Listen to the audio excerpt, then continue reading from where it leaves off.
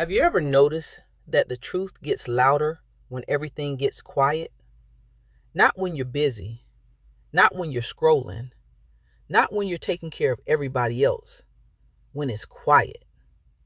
Last week, we talked about the cost of knowing and doing nothing.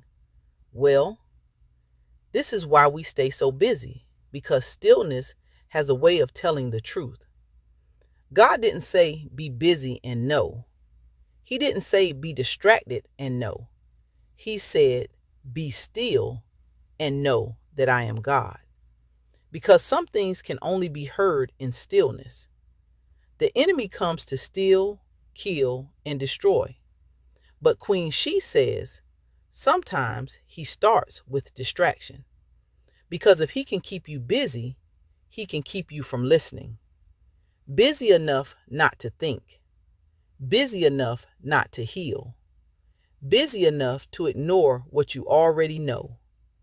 Busy enough to avoid becoming who you're called to be. And honey, that's not an accident. Because distraction doesn't always look like trouble. Sometimes it looks like productivity. Sometimes it looks like responsibility. Sometimes it looks like being everything for everybody else while slowly abandoning yourself. Because silence doesn't create truth, it reveals it. So the question isn't whether the truth is speaking. The question is, are you still enough to hear it?